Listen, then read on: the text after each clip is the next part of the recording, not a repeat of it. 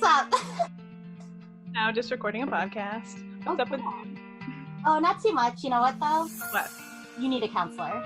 Thanks, so do you. I do need a counselor. You're right.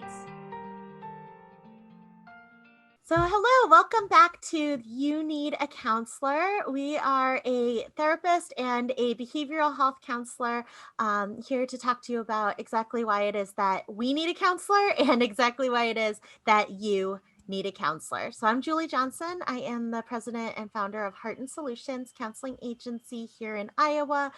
So if you are in Iowa and you're interested in doing maybe some telehealth counseling or some computer counseling, go ahead and give us a call at the end of the episode. And I'm Krissa Brown, and I am the vice president at Heart and Solutions. So I'm in charge of the behavioral health department, where we work with kids ages 4 to 18 on different behaviors. If you listened last week, we did interview one of our own BHIS counselors and talked a little bit about what she does in sessions. But we go in home or in school or in the office or doing telehealth right now as well in Iowa.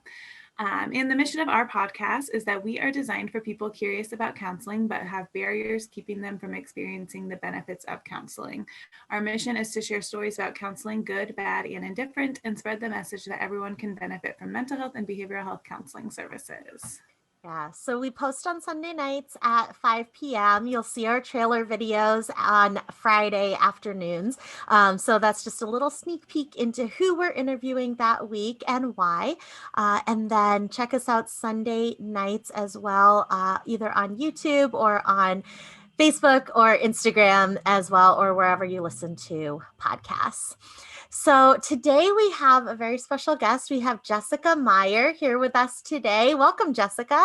Hello, I'm so happy to be here. Hello, thank you so much for being here. You have a podcast called The Only You, a one and done podcast, and it sounds like you co-host that with your husband.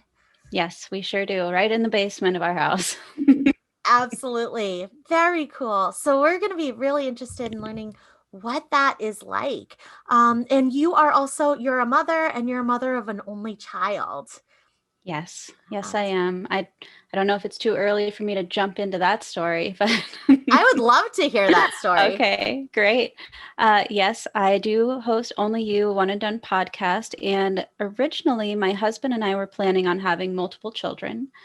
We were really excited, and we didn't plan exactly how many, but 2 or 3 probably. So my pregnancy went great. There wasn't any real hiccups until the very end when my daughter had to be born prematurely due to preeclampsia. I developed it around the 35-week mark, and she hadn't been growing for some time at that point. So she was about the size of a 30 to 32-week baby. And she had to be born immediately, or else both of us would be in grave danger. So my birth story did not go how I thought it would. I ended up being in the hospital for about a week just delivering her. They were trying to stabilize both of us and make sure that we would be okay. And then once she was born, due to her small size, she had some health issues. So we were hospitalized several different times then as well. So we got off to a really rocky start in motherhood and parenthood. And it took a while for us to decide to be one and done after that. We still were kind of considering a second baby, but due to my mental health struggles after that experience, really, and the fact that preeclampsia does tend to strike twice, we decided to just stay with one. And when I was trying to talk that out with people who are close to me, moms that I know, family members, friends, I would actually get a lot of pushback. And I realized that there was a lot of stigma around having an only child, and I felt very alone. So therapy was extremely helpful for me.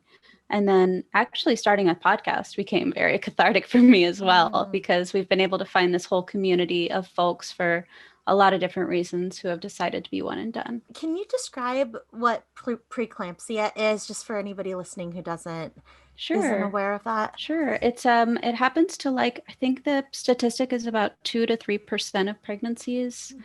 It's a condition that starts with high blood pressure. For me, my blood pressure, when I went into that 35-week appointment, it was 200 over I don't even remember, 140 or something crazy. And it's supposed to be 120/80. So it was ridiculously high. And then the second marker is protein in your urine. And what happens is that because of that high blood pressure and what's happening in your body, the risk is that you could become eclamptic, which is having seizures. So it's basically pre-seizures.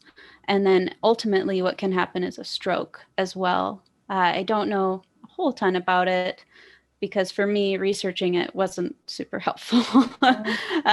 But the risk is, of course, if you have a seizure or have a stroke, the baby may not make it and you may not make it.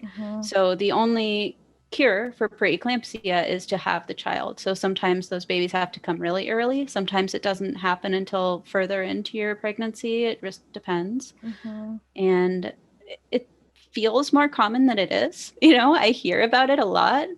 Just recently, unfortunately, a pediatric resident here in the US did pass away. And they say that it happens a lot more to people who are underprivileged and don't have access to good health care. But unfortunately, it can happen to anyone. And it was a really touch and go situation for myself and my daughter. Absolutely.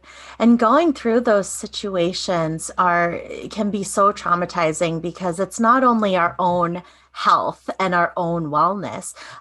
It's our child. And this is the first experience that we're having alongside our child, and having that situation be traumatic is sometimes we think about trauma in general terms, and we think, well, it's if something happens to us that threatens our life, but we go through vicarious trauma and our body doesn't understand whether we were in danger or our child or somebody that we love was in danger. And in these situations, it's both of us. We're both in danger.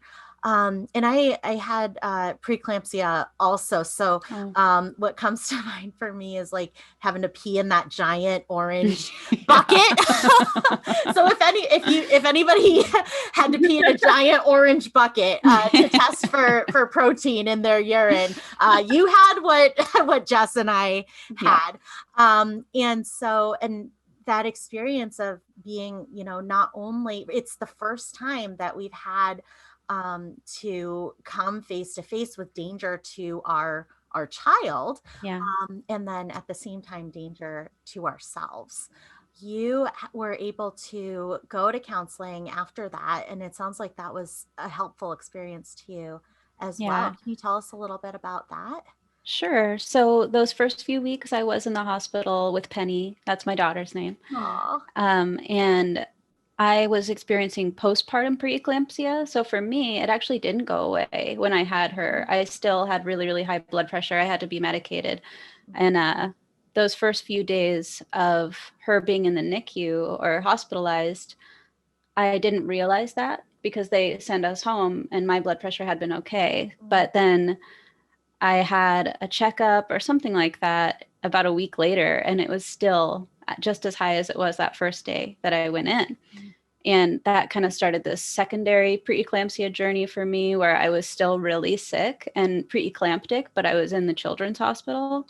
And that was for, I think, 3 or 4 weeks I was there. We had our own room in the hospital. And once we finally got home, I had been a mom for about a month, and it had been very tumultuous.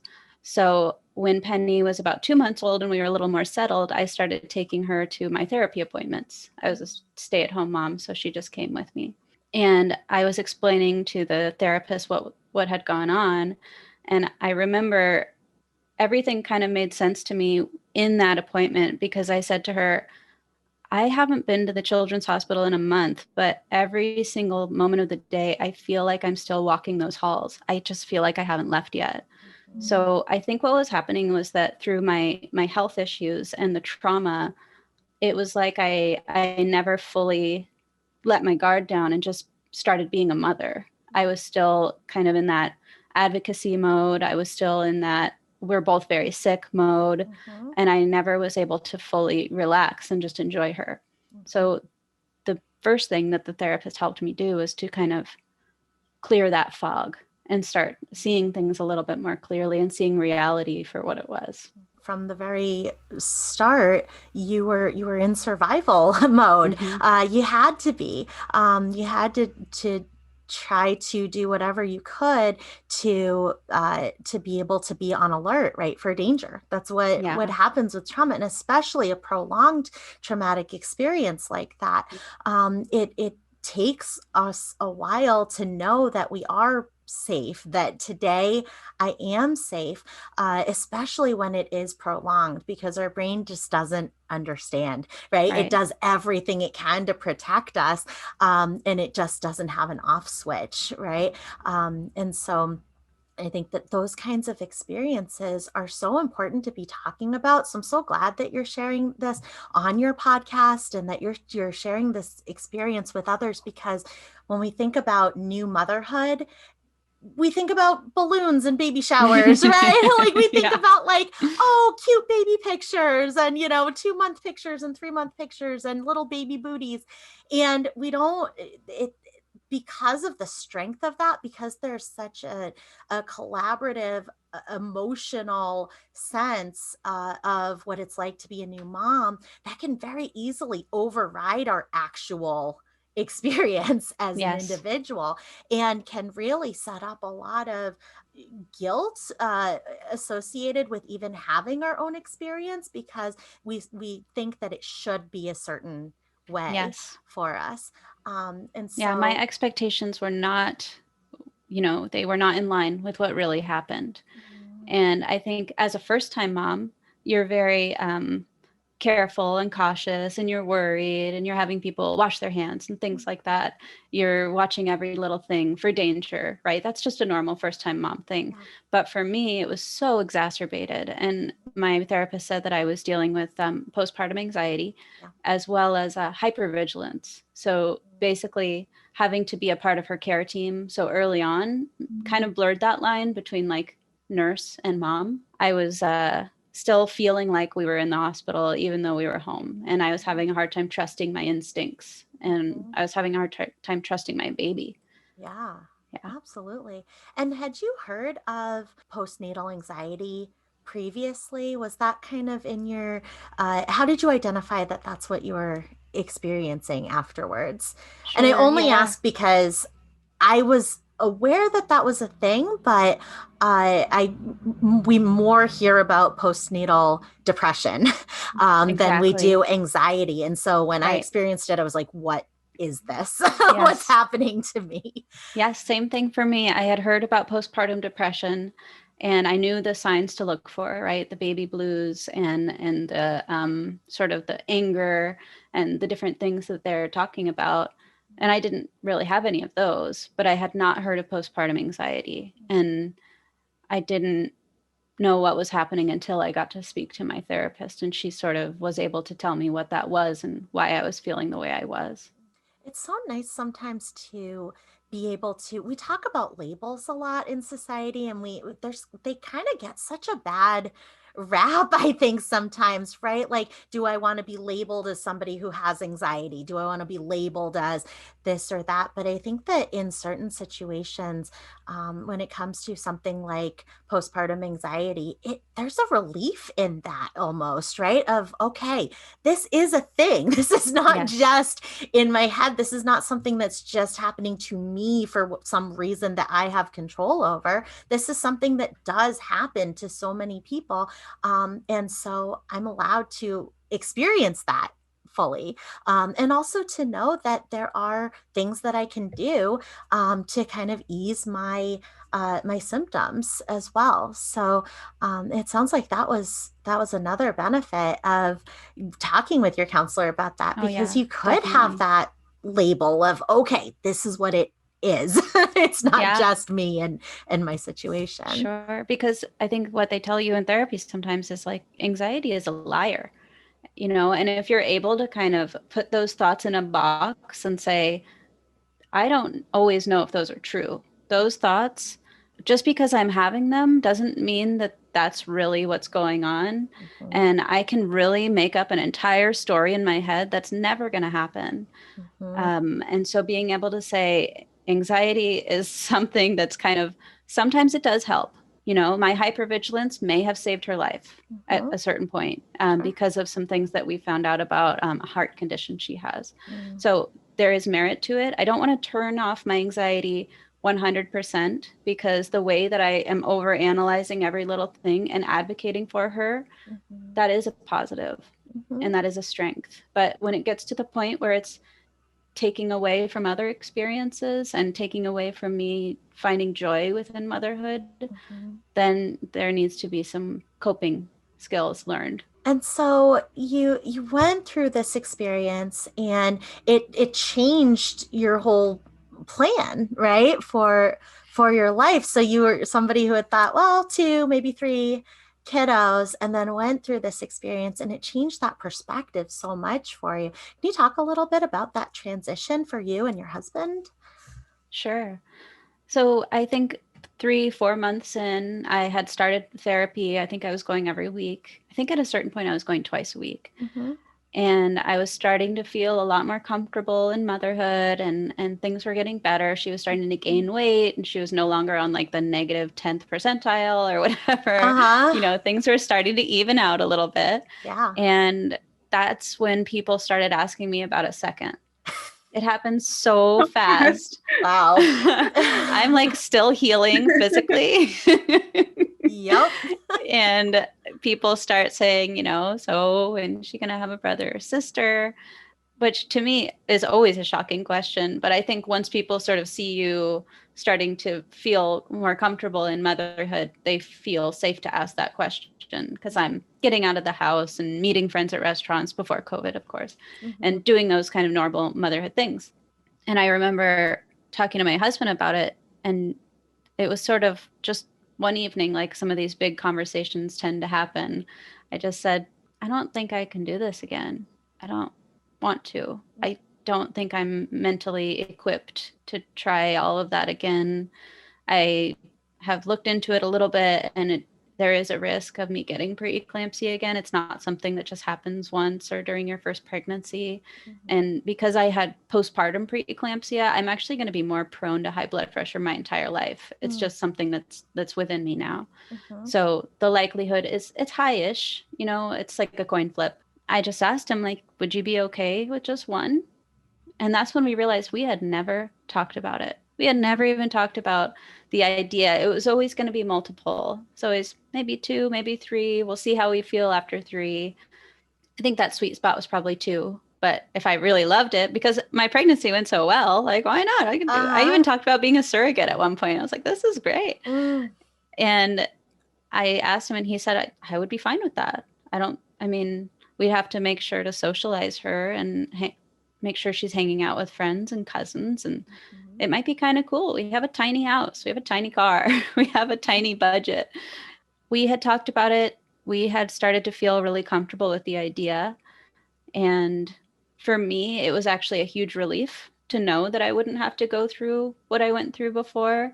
And it kind of helped me on that path of healing to know that it was firmly in the past, because with that lingering feeling that it might happen again and I might not survive that second time and I might not be able to spend more time with my daughter who I worked so hard to have. It was a tremendous relief for me to just say, actually, I think I'm not going to be pregnant again. I think I'm done. And it wasn't until other people started giving input that I had second thoughts about it. Yeah, I mean, what I love about that is you gave yourself and your husband permission to change your minds based on experience and based on, instead of what we think things are going to be like, this is how things are. And you're giving yourself permission to change that together.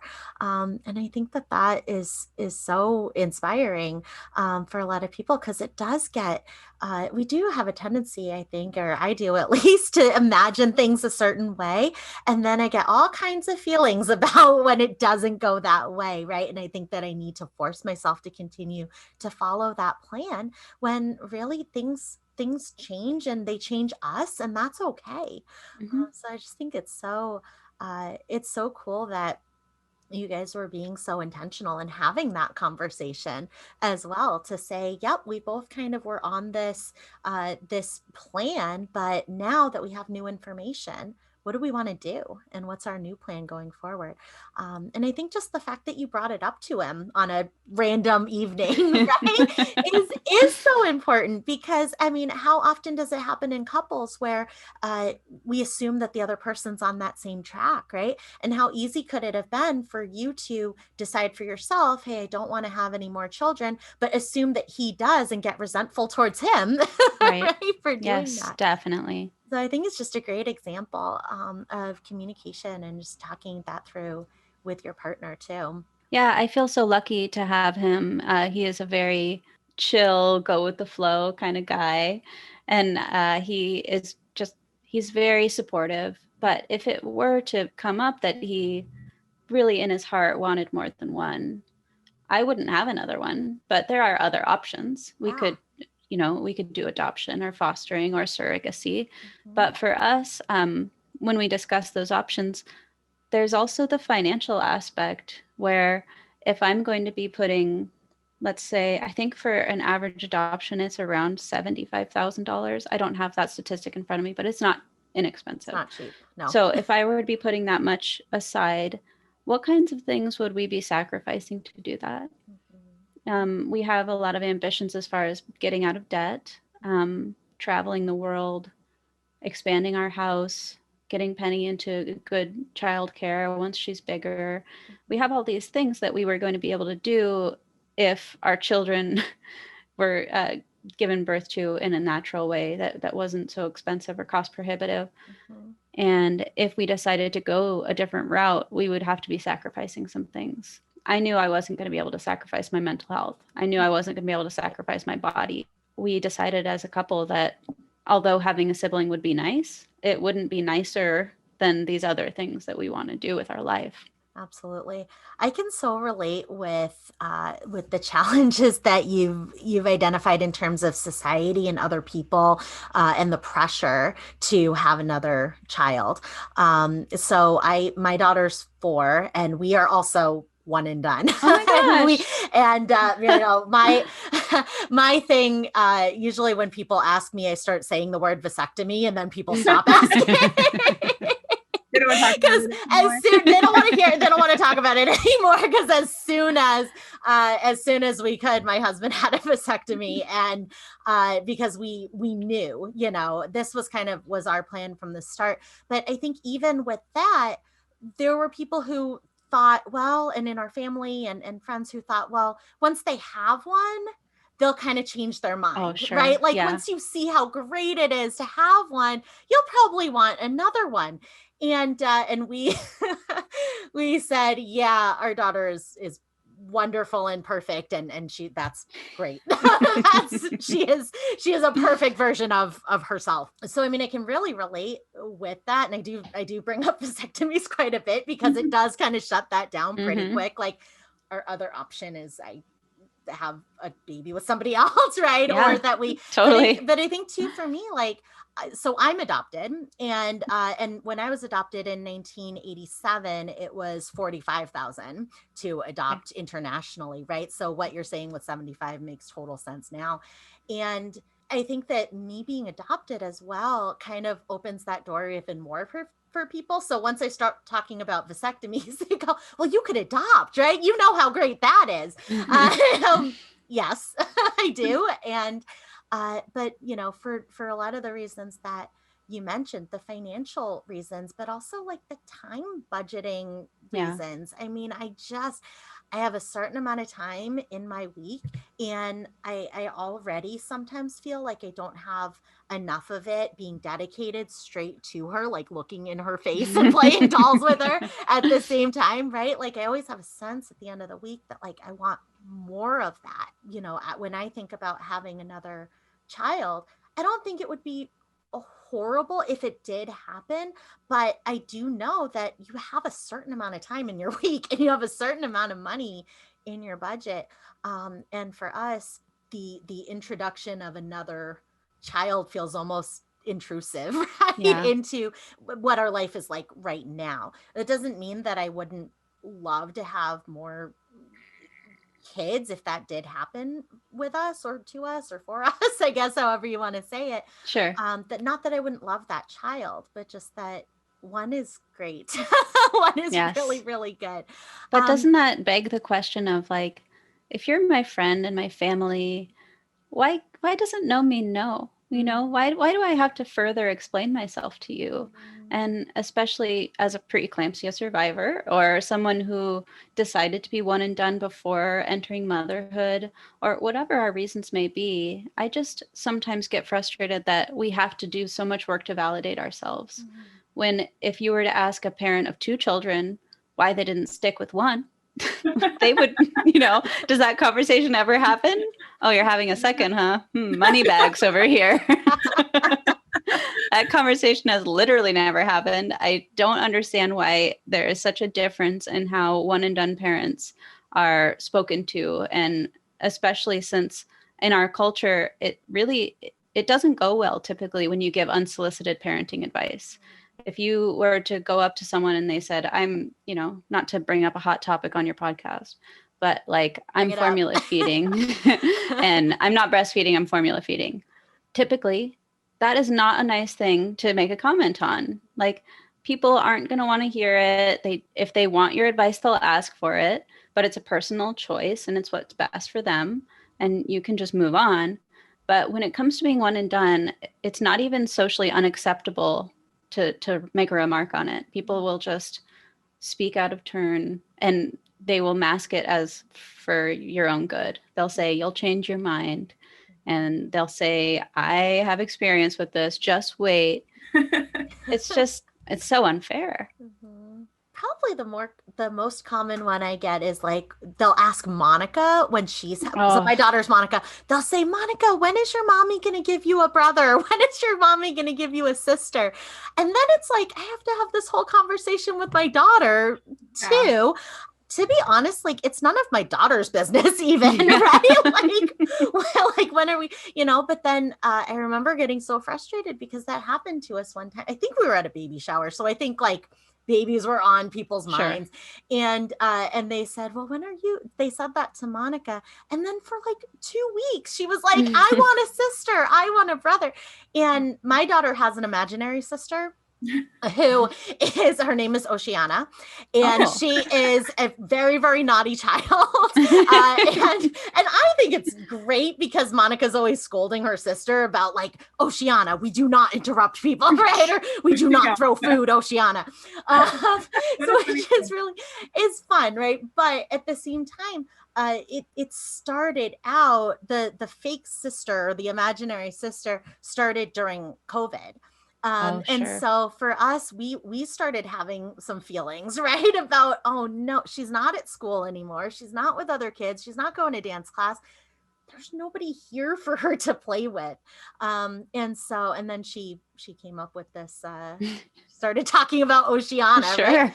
And Oceana keeps her company pretty well, to be honest. But I think that a lot of those feelings can just be kind of compounded, but because those are natural feelings, I think whether you have 0 kids or you have 10 kids, like it's natural to have feelings of like, oh, what would it be like, right? To have a different number of children.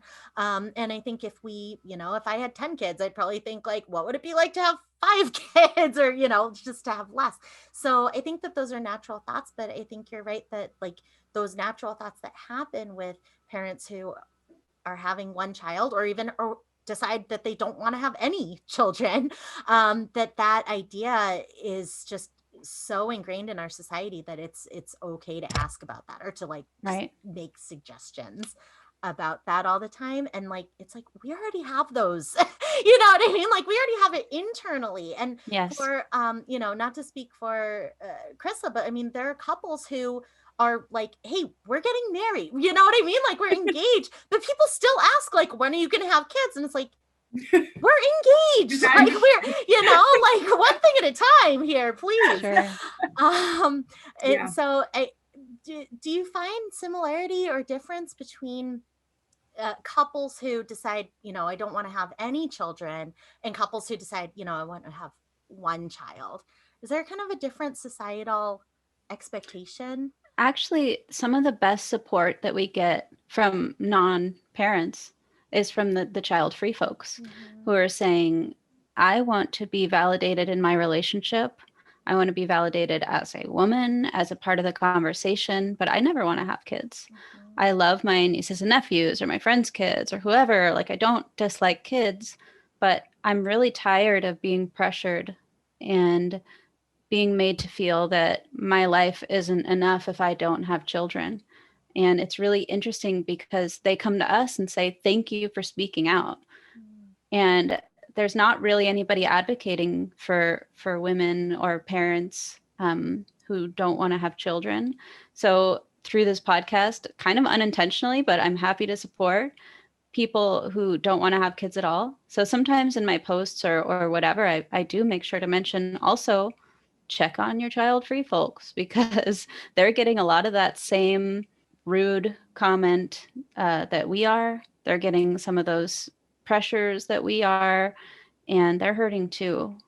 So we want to be sure to support them as well. The overall message is that we are allowed to make these decisions for Yes. our families. Yes. And I wonder also on the other side of the spectrum, right? Because I know so I've got a friend who has 3 kiddos, and even for her, when she got pregnant with her third, people started making kind of also inappropriate comments about like, oh, you're not done yet. Oh, you don't have enough kids, right? And so I think it does happen on the other side. And the overall problem is that it doesn't necessarily matter how many kids a person has.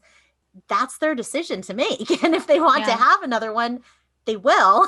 And if they don't want to have another one, they won't. And I think that those suggestions of like, oh, well, you just had your 4th, you're done now, right? Stuff like that can also be on that same side, just as damaging. Yeah, I've heard people say, what are you building a whole football team there? They'll say things like that. And again, why are we commenting on people's personal choices? Why is it any of your business? It goes both ways.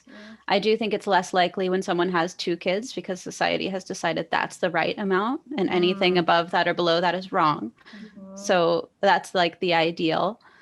But even when you do have 2 kids, even when you have the perfect white picket fence 2-kid family, as a mom, you're still getting judged for other things. Like I was saying with the breastfeeding versus formula, or, sleep training versus not sleep training, all of these different things. I just feel like moms can't get a break sometimes.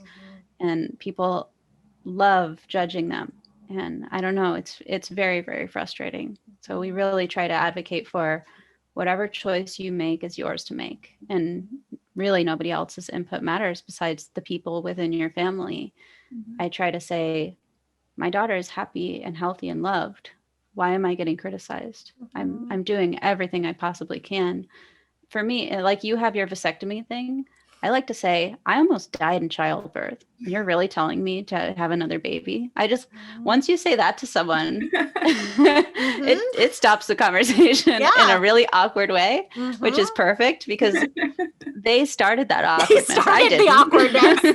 Like, you want to go there? Fine, I'll go there with you. That's all good. And then, sometimes when it comes to birth traumas, that's a whole other subject where there are certain moms who kind of wear it as a badge of honor, where they say, I almost died in childbirth. Also, I had this happen and this happened and this happened, but I did it again. You could do it again. And it really discredits that mental health aspect for me, and if you want to do it again, absolutely more power to you. That is your choice. And I'm happy for you. And I wish you all the best and all the health in the world. But for me, it was compounded with the mental health struggles that came along with it, making it not worth it to me. I don't think I could mother my child very well if I was pregnant, just absolutely full of stress and anxiety for 9 months, wondering if I was going to be okay. And then that newborn phase, and not even to mention, labor and delivery, which is a whole thing. I had to make that choice for me. And that's self-care. Yeah. I had to like put a boundary up and say, I cannot do that to myself again. I can't be the mother that I want to be if I put my body through that again. And that seems to be very discredited sometimes. I always kind of wonder, if if in our society, if we think that that it's okay to talk about those things when because there's children involved, like if that's what, you know what I mean? So Yeah. I always kind of wonder that if people get kind of a hero complex of like, Oh, I'm gonna sure. save these Yeah. kids, or you know, by making them be born or something. I don't know what it is, but that I kind of wonder about that. But then at the same time, you get people who are in a long-term committed partnership and just choose not to get married, right? But they get those same kinds Yeah. of comments. And so, but what I love about your story is that you were able to set those boundaries on your mental health as well. You were able to say, I only have a certain amount of like mental health energy, right? I have a certain amount because, you know, we've talked about so I'm diagnosed with generalized anxiety disorder. My husband is not. It takes me more mental energy to get through certain situations Yeah. than it takes him, right? And so, and he's got his own stuff, right, that takes him more mental energy than it does me. Like it'll take him like 3 hours to write a letter that would take me an hour, right? So, Sure. and mental health is the same way because we are so individualized. Therapy can just so help us to recognize that we only have a certain amount of energy and that certain things take us longer or take more of that energy from us. And so we have to budget that the same way Yeah. that we would budget money, or the same way that we would try to budget time with a calendar. We get to put limits on the things that are going to be draining to our mental health. So Yeah. it's a mental health budget, which I like that. Totally. And I think as moms, we like to kind of be martyrs a little bit and put everybody else first, or even not even only as moms, but as women, as caretakers. We fill this certain role where we feel like everybody else needs to be taken care of before ourselves. And the beautiful thing about therapy is that it is a one-sided conversation. So instead of volleying back and forth with my husband about his needs, my needs, his needs, my needs, the baby's needs, my needs, this is a space that for 1 hour, it is just about my needs and what would be best for me. Because in most parts of life, it doesn't work like that. And conversations don't work like that. So I did get to just have the opportunity to sit down with someone, give them my story in an objective way where they don't care if I have more children. You know, my therapist doesn't need me to fit that, you know, perfect stereotype. Yeah. So I was able to really say, I don't think I can do this again, and here's why, and be completely supported and validated by another person, and not feel like I have to say, oh, but Penny might someday want a sibling and I might be doing something wrong by not giving her one. Instead, to just be supported and say, if you feel like that's what's right for you, then that is perfect. And what's interesting is that it seems like such a stigma. It seems like such an oddball thing to just have one, but statistically, it's not uncommon. I live near Seattle, Washington, in the U.S., and we're at almost 40% of families have only children. That's not a small amount. So where is this negative stereotype even coming from anymore? Like, I get it, decades ago it was pretty uncommon, and before that it was very uncommon. But as we're progressing in society and women are choosing school before children and they're waiting longer to get married and all of these different things where women are feeling empowered to put themselves first in a lot of different situations, having an only child is more and more common. So like, I feel like people really need to catch up. Yeah. I wonder how much too, like television, like sitcoms and things have had an impact on that, because when you're casting or writing a show, two kids does kind of make for more storylines. So I wonder how much that industry has just impacted kind I of think that it's societal a huge, ideal. huge impact. We actually have a whole segment on each episode called the pop culture segment. So we pick a different show and we talk about how only children are stereotyped in that show. So it was like Rugrats, there was Angelica, and then what was another one? King of the Hill. I don't know why I'm just naming the cartoons. Oh, the Gilmore Girls, if you've seen that show. There's a lot of only children in that show, and like there's a lot to unpack. But it's just a way to talk about how these stereotypes are being perpetuated through media and through TV, And only children, there's one thing I always notice, that if a person is an only child when they're a kid, it's not so much for adults, but if they're a kid and they're an only child, a lot of cases, one or both parents have passed away, or one or both parents are very, very high ranking business associates. And once you see it, it'll be hard to unsee, because this is the only justification that movies and TV will give for people deciding to have one kid. Wow. It's like, oh, okay, so you fit one of those two parameters, then I guess it's a pass. You can have an only child. I'm thinking about Gilmore Girls, and in most of them, it's one parent household. Yes. Maybe all of them. Yeah, Gilmore Girls, there's a lot. I could do a whole podcast on Gilmore Girls if I'm honest, but I never understood why it was written like this, but it's like Rory, Lorelai, and Richard. So the 3 generations of the Gilmores, they're all only children. And then Rory's dad, Christopher, is, and then her best friend, Lane, is. So that's just the central characters of the show.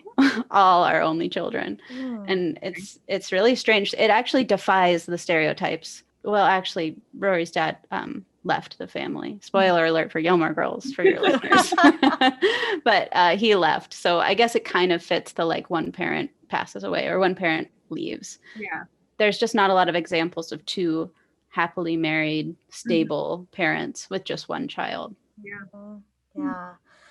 I was thinking about Modern Family and gosh, Cam and Mitchell, and they have Lily, have is that Lily. Lily's parents? Yeah. And there was a really great episode about that where they considered, having another child or adopting another child, and made the conscious decision to Really have one child. So I need to watch that. That would be great for the segment. As an only child because there are a lot of stereotypes that come with saying I'm an only child too, right? It's like the spoiled, like isolated, socially awkward type of, which I mean, okay, but so, not all of them are true. And so I think that like even just growing up as an only child and then having my daughter and she's an only child, I think that like when I saw that episode, that was such a validating episode because they made the conscious choice. Like they could have adopted another one, right? And they kind of go through the whole process of, what do we want to do? Which seems like a simple question, but it's not. It's a complicated question. Right. And they're a gay couple. So that's another thing about our podcast that we're trying to support is for the gay and lesbian and the LGBTQ plus community, because they have to go through those routes of like surrogacy or adoption or other means to have a child. I feel like they need even more support as well, because that's one more option that's taken away from them. So they have to spend a lot more money or go through a lot more of a process in order to even just be able to experience being a parent. And then to then be criticized again because they only did it the one time. And that is the same for all the folks who have struggled with infertility. That's another crossover for our listeners. We have this really interesting base of sort of the by choice folks, the infertility folks, and then like the somewhere in the middle. And we just feel like there's so many people out there who worked their butts off. Sorry, I don't know if I can cuss on this podcast, who worked really, really hard to have children. And society still says that's not enough. That's such a good point. In my situation, we went through infertility for 4 years and then I got pregnant with her and it was like a miracle situation. But I thought, would I want to do that again? It's so painful for that 4 years. But yeah, it definitely complicates it with having 4 years of saying, well, you're married. When are we having a kid? Right. And then you have the kid and then it just doesn't stop after that. But the V word, vasectomy, that right. And I've said to some people too, I'm like, you can have another one, like older, some of like older relatives, will say like, oh, when are you going to have another? I'm like, when are you going to have another? Do you think more children need to exist in the world? You can take that on if you want. I'm Yeah, not going you can totally do that at your house. That's what I say to people who have dogs. No offense to both of you because you both have dogs. I don't want a dog. I have 2 cats, and I love dogs at other people's houses, right? So I think that's totally. it's kind of a similar thing. It doesn't mean that I don't love dogs. I just don't want one at my house. And, for people who choose to have only one child or choose to have no children, it's not that they don't love kids. It's that, like, I'm choosing not to have a child in my house of my own. So, and I hear people sometimes with that straw man argument of like, okay, well, if everyone had an only child, then nobody would ever have nieces and nephews and blah, blah, blah. So you just want everyone in the world to be an only child. It's like, when did I ever say that? No, I have 4 siblings and I love them. I had a great time growing up. I have nieces and nephews that I love. I am not saying it's for everybody. I'm just saying for the people who choose it, we should support them. I don't think that there's any good time to judge a family for something that they're doing that doesn't hurt anybody and that is a completely personal choice. I think we should just let people do what works best for them. So if anybody is listening and they have experienced any of these kinds of challenges, that I think between the 2 of us who kind of brought up several challenges, right, that people go through.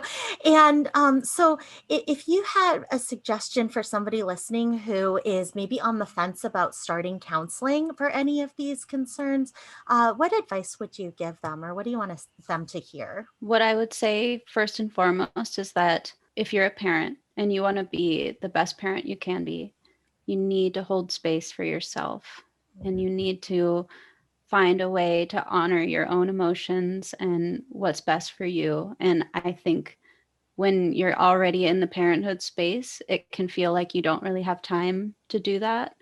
So just taking that 1 hour a week, every 2 weeks, whatever it is, to really get back in touch with yourself and your needs, it's actually going to make you a better parent and a better spouse and the person that you really want to be. I love that. I think we can get feeling guilty about that hour a week, but that hour a week multiplies itself. It's an investment in ourselves and in our relationships with everybody around us. So. Yeah. And guilt is such a prevalent thing for moms and for parents in general.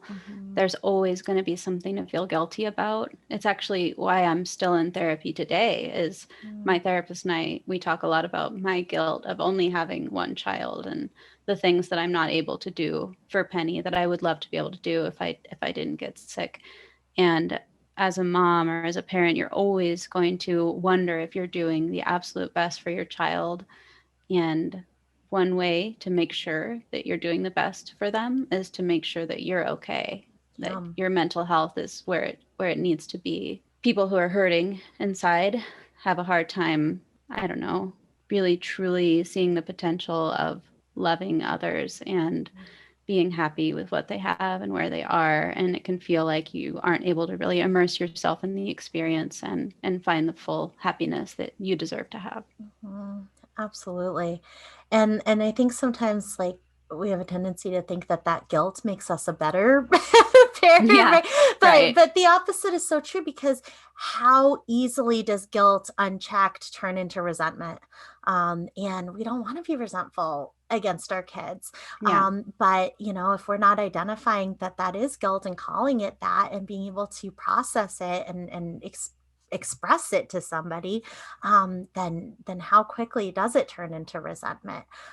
That's not deserved by our families, or resentment towards your spouse or resentment towards yourself. It can just manifest into a lot of anger. That's right. Absolutely.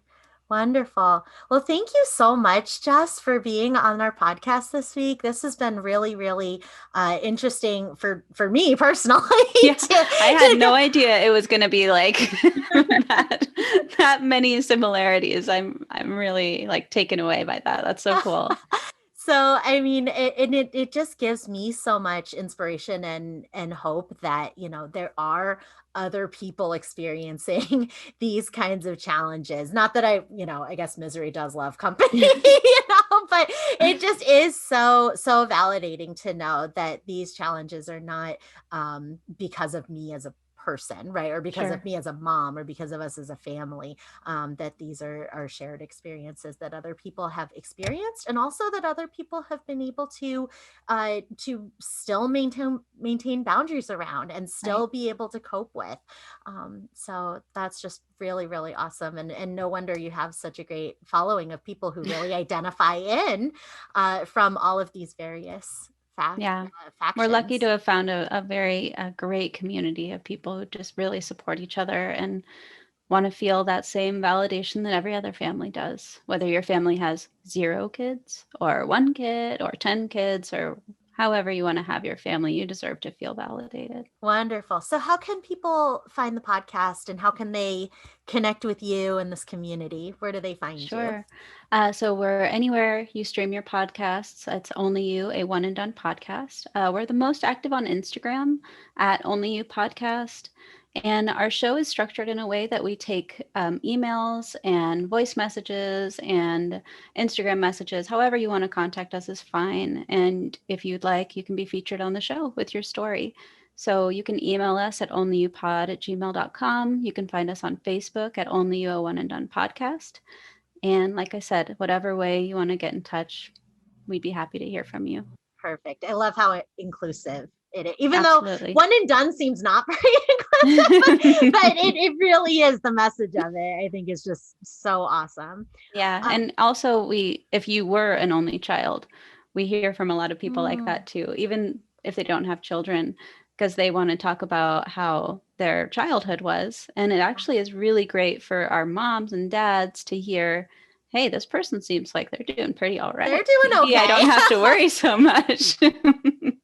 That's right. That's great. Yeah, you can kind of look into the future a little bit. Yes. People love that. Thanks again for having me. I'm Jessica Meyer, and I need a counselor. If you are in Iowa and you also need a counselor, please call us at Heart and Solutions at 800-531-4236, or find us on Facebook at facebook.com/Heart and Solutions.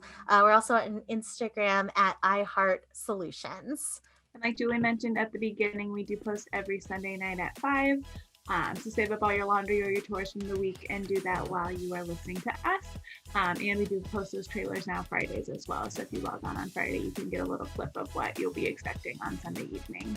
Absolutely. And if you have questions for Jess Meyer, or questions about the podcast or her experience, go ahead and send us a message on Facebook or on Instagram as well, because Jess, we would love to have you on again.